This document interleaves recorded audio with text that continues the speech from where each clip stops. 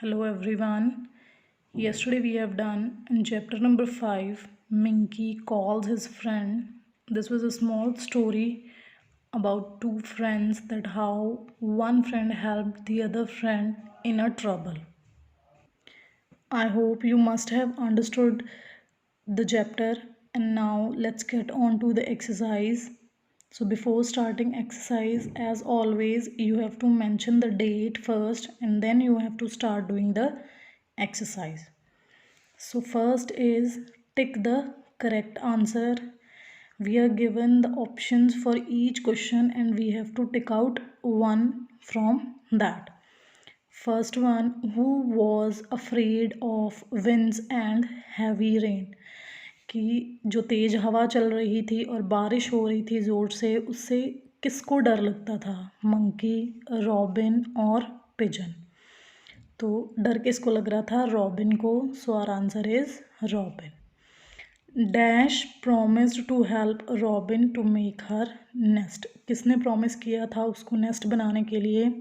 Minki, Dove या pigeon? सो मिंकी ने promise किया था कि वो रॉबिन की हेल्प करेगा. So the answer is Minki.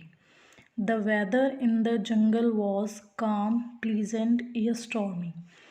जो जंगल में मौसम था वो कैसा था? वो कैसा था? स्टॉर्मी था, क्योंकि बहुत तेज़ आंधी आ रही थी. Fourth, who was going to throw a party. Party कौन देने वाला था? रॉबिन, मिंकी या dove? It was Robin. So our answer is Robin, क्योंकि रॉबिन ही पार्टी थ्रो करने वाली थी. Next B question, complete the following sentences. We are given here some sentences, so we have to complete those. First one, Robin was afraid of winds and heavy rain, so she huddled up in nest. जो robin थी वो, जो बारिश हो रही थी और इतनी तेज़ हवा चल रही थी, उसकी वजह से वो अपने नेस्ट में ही बैठ गई थी. Second one, all of sudden her nest fell down with the gust of wind. कि जो एक बार हवा का झोंका आया था ज़ोर का, तो उसकी वजह से जो उसका घोंसला था वो टूट के नीचे गिर गया था. On seeing her broken nest, Robin started crying. जब उसने देखा कि जो उसका घोंसला है वो टूट चुका है और नीचे गिरा पड़ा है, तो जो रॉबिन थी वो रोने लगी थी.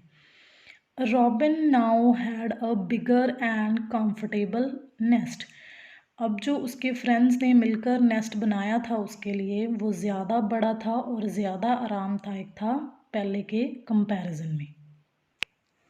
Next we have C exercise, who said to whom. किसने किसको कहा? My dear friend, I have an idea. कि मेरे प्यारे दोस्त, मेरे पास एक आइडिया है. किसने कहा था? Minky said to Robin. Minky ने किससे कहा था? रॉबिन को कहा था. Thanks a lot dear friends. कि आप लोगों का बहुत बहुत धन्यवाद. ये किसने कहा था? रॉबिन ने कहा था मिंकी को, और जो मिंकी के साथ फ्रेंड्स आए थे उनको कहा था thank you. Third one, look at these twigs and feathers. Robin said to Minki. जब मिंकी का जो घोंसला था वो टूट के नीचे गिर गया था, तो जो रॉबिन थी उसने मिंकी को ऐसा कहा था कि देखो, ये सारी जो टहनियाँ हैं और जो फीदर्स जिससे मैंने घोंसला बनाया था वो नीचे गिरा पड़ा है. तो ये ट्विग्स और फीदर्स की बात रॉबिन ने मिंकी से कही थी. So these are the question answers. We will do on these questions on your notebooks. So leave till now. Next we will move to the vocabulary section. Let's see a exercise. Different birds communicate with each other by making different types of sounds. कि जो अलग अलग birds होते हैं वो अलग अलग तरीका होता है उनका एक दूसरे के साथ बातचीत करने का, कम्युनिकेट करने का. Right the names of few birds that you seen and mention the sound that each one of them makes. कि हमें कुछ बर्ड्स उठाने हैं और उनकी जो साउंड्स वो निकालते हैं, कैसी साउंड होती है वो हमने यहाँ पे लिखनी है. एक साइड हमें बर्ड्स के नेम लिखने हैं और दूसरा साइड उसकी साउंड लिखनी है. So first is sparrow, its sound is chip. Then it's crow, it says ka. Quail, cuckoo, owl, hoot.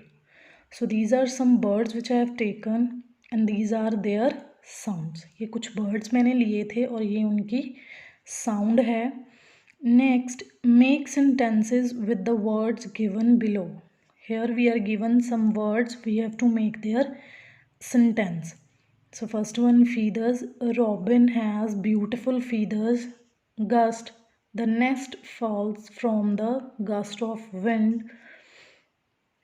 Weather. The weather is calm. Twigs. Minky collected twigs. So this is the work till now which you have to do on your reader books. Do your work with pencil, sharpen your pencil properly, and your writing should be neat and clean. So if you fail to understand anything, you can contact me anytime. Thank you. Have a nice day.